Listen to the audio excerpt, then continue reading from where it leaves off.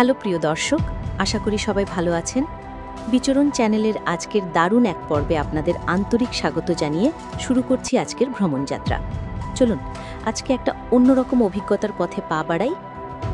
Bunker blaster bomb এক ভয়ঙ্কর অস্ত্র, যা এতটাই শক্তিশালী যে এটা কংক্রিট, মাটি, স্টিল, পাথর, এমনকি পৃথিবীর যে কোনো পদার্থকে অনায়াসে ভেদ করে ফেলতে পারে। ভাবুন তো, এটা এমন এক অস্ত্র যা মাটির গভীরে লুকিয়ে থাকা বাংকার, সিলো এবং কমান্ডো সেন্টারগুলোকে এক মুহূর্তের মধ্যেই ধ্বংস করে ফেলতে পারে।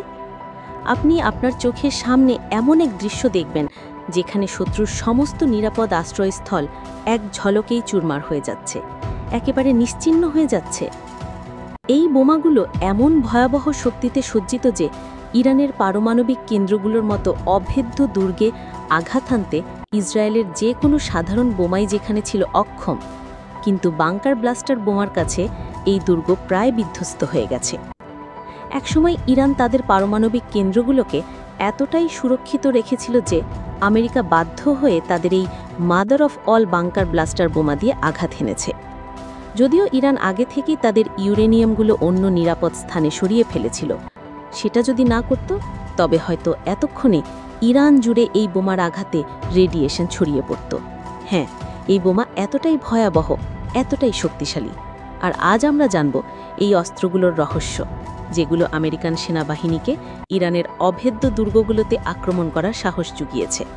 তো চলুন জেনে নেই এই বিশেষ অস্ত্রগুলোর প্রযুক্তির পেছনে কী রহস্য লুকিয়ে আছে, কেন এই বোমা বাংকারের মাটি বা কংক্রিটের সংস্পর্শে আসা মাত্রই বিধ্বস্ত হয়ে যায় না, এবং কিভাবে এগুলো শত্রুর বাংকার, সিলো এবং কমান্ডো সেন্টারগুলোকে একেবারে নিশ্চিহ্ন করে দিতে পারে।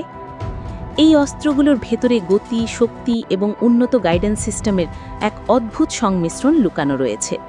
যখন এরা মাটির দিকে নেমে আসে তখন এদের গতি এতটাই দ্রুত এবং শক্তিশালী হয়ে ওঠে যে তা মাটির গভীরে চলে যায় এবং একেবারে ভেতরে গিয়ে আঘাত হানে।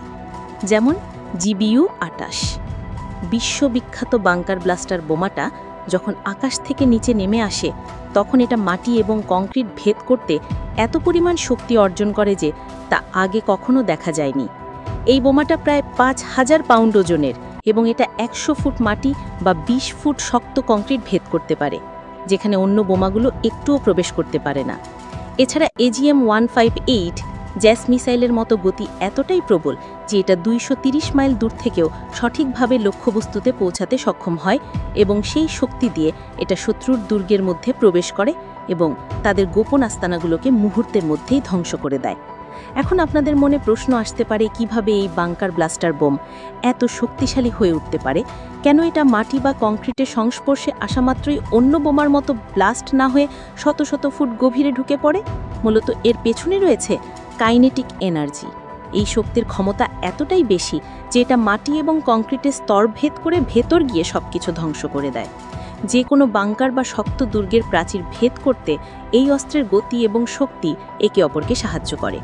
যখন এই বোমা বা মিসাইল ছেড়ে দেওয়া হয় তখন এটা পৃথিবীর অভিকর্ষ বলে আকৃষ্ট হয়ে অনেক দ্রুত নেমে আসে, এবং এর শক্তি এতটাই বেশি হয়ে যায় যে এটা মাটি এবং কংক্রিট ভেদ করে সরাসরি লক্ষ্যবস্তুতে গিয়ে আঘাত হানে। এই বাংকার ব্লাস্টার বোমার সিরিজের সবথেকে শক্তিশালী বোমাটা হলো বিশ্বের অন্যতম ভয়ঙ্কর বোমা GBU-57, যার ওজন 30,000 পাউন্ড।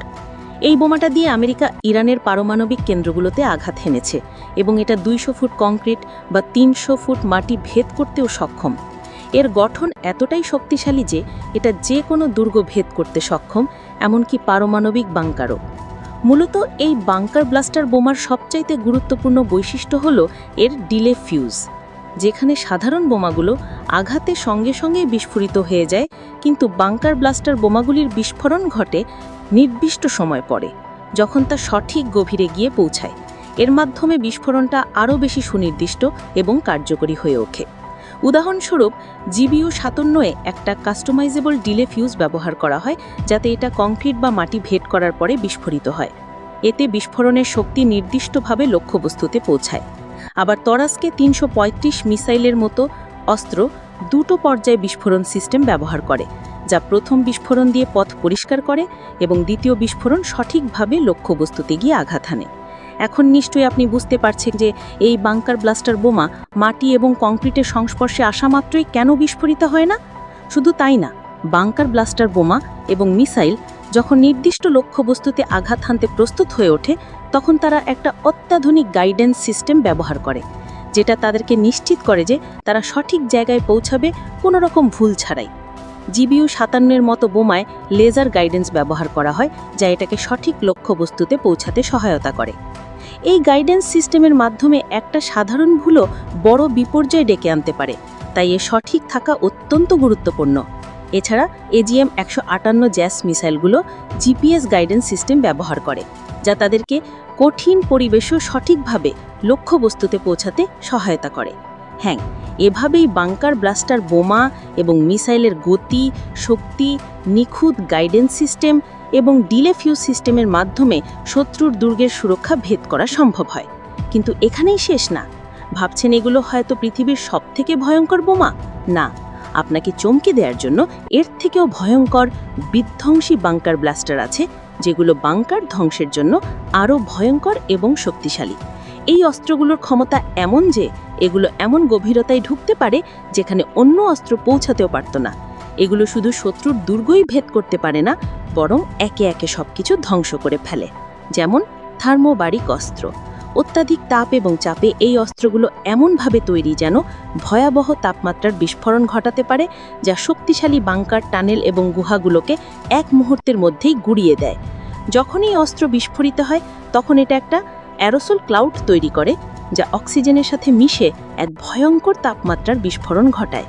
এই বিস্ফোরণ এতটাই শক্তিশালী যে তা শত্রুর গোপন স্থানে ছড়িয়ে পড়ে এবং দুর্ভেদ্য বাংকার পর্যন্ত পৌঁছাতেও সক্ষম, এমনকি যে কোনো কর্নারে গিয়ে পৌঁছাতে পারে যেখানে কোনো সাধারণ অস্ত্র পৌঁছাতে পারে না।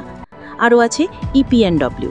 এটা এমনভাবেই ডিজাইন করা হয়েছে যাতে এটা পৃথিবীর গভীরে প্রবেশ করতে পারে এবং সেখান থেকে একটা শকওয়েভ তৈরি করে, যা ভূগর্ভস্থ সব ধরনের স্থাপনা ধ্বংস করে দেয়। যেমন B61 মডেল 11। এটা পারমাণবিক বোমা। এটা পৃথিবীর অভ্যন্তরে প্রবেশকারী গ্রাফিটি বোমা হিসেবে তৈরি, যা মাটির গভীরে ঢুকে শত্রুর গোপন আস্তানাগুলো ধ্বংস করে দিতে পারে। হ্যাঁ, যতই দিন যাচ্ছে ততই বাংকার ভেদ করার প্রযুক্তি উন্নত হচ্ছে এবং এটা যুদ্ধের কৌশলকে এক নতুন উচ্চতায় নিয়ে যাচ্ছে।